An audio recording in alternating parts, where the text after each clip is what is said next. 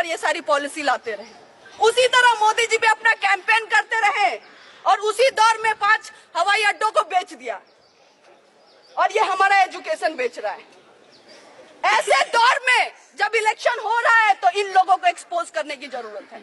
ये जो RSS BJP के लोग हैं, हमें जो नेशनल एंटी नेशनल का डिबेट सिखा रहे हैं, हमें नेशनल बनने की बात बता रहे हैं, हम उनको कहना चाहते हैं कि हमारे जैसा लोग, हर एक इंसान हर एक घर में होता है, जो जेएनयू आने का सपना देखता है, जो पढ़ने का सपना देखता है, एक अच्छे भारत बनाने का सपना देखता है, उनको ये बताना चाहेंगे कि मोदी जी है तब मुमकिन नहीं है, शिक्षा है तब मुमकिन है।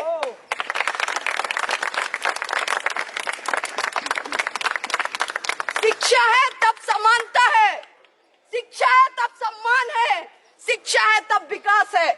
ये सारी चीजें उनको समझानी पड़ेंगी। आपको लग रहा है कि बिना एजुकेशन का डेवलपमेंट हो सकता है? नहीं हो सकता है।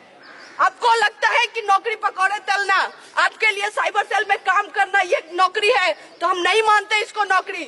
नौकरी वही होती है जो ऐसा प्रोडक्शन हमें कराए ताकि इस देश को आगे लेके जाए, ना कि हिंदू मुसलमान में लड़ाए। गलत गलत वीडियो डाल के आप दंगे करवा लीजिए पूरे देश में, लेकिन ये देश आपको एक्सपोज करेगा, बोलेगा कि आप ये जो फॉल्स डाइकोटमी क्रिएट कर रहे हैं, इंटरनल एनिमी तब से किए जा रहे हैं। हम पूछना चाहते हैं और हम ये बताना भी चाहते हैं कि इस देश का अगर इंटरनल एनिमी कोई है तो ये आरएसएस के लोग हैं।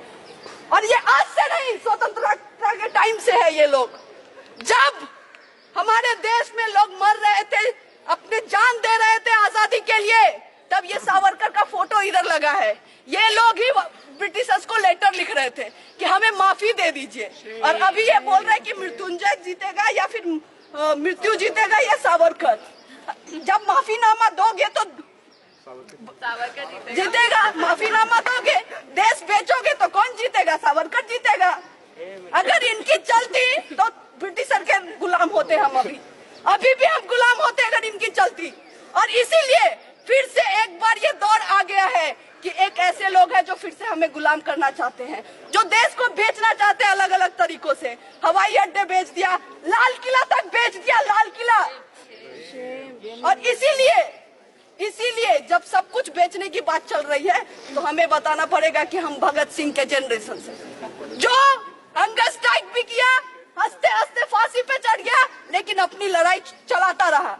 ये बोलता रहा कि अगर इंडिया होगा तो एक ऐसा इंडिया होगा जिसमें सबको समानता होगी, सब शिक्षा ले सकता है, सब हेल्थ ले सकता है, और इस तरह के भारत की सपना हम देखते हैं। और इसीलिए आज हम जनरेशन पे एक बहुत बड़ा हमारे ऊपर एक जिम्मेदारी है कि हम सब मिलके इस मुद्दे को आगे लेके जाए और इनको बोले कि आप चाहते हैं एंटी नेशनल नेशनल का डिबेट करना, हम इन सारी चीजों पे डिबेट करना चाहते हैं।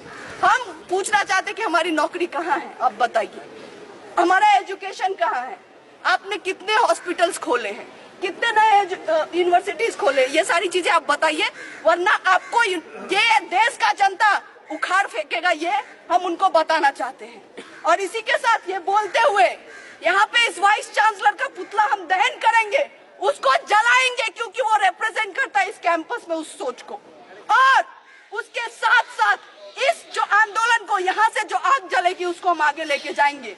ये इंश्योर करेंगे कि पूरे देश में ये बात होनी चाहिए कि क्या चल रहा है जेएनयू में, कैसे एक तरफ आप ईडब्ल्यूएस कर रहे हैं और कैसे दूसरी तरफ लोगों का एक्सक्लूजन कर रहे हैं, किस तरह से सीट नहीं आ रही है एमफिल पीएचडी में, लोगों को रिसर्च करने ही नहीं देना है, एक सेंटर है एक्सक्लूजन का, उसमें एसटी का सीट नहीं है।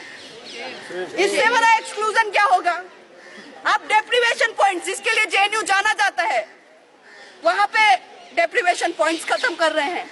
बीए लैटरल एंट्री, जिसमें बीए फर्स्ट ईयर में इंग्लिश में पूछते हैं, जो नहीं आ पाते हैं वो बीए सेकेंड ईयर में देते हैं, उनको वो बंद कर रहे हैं।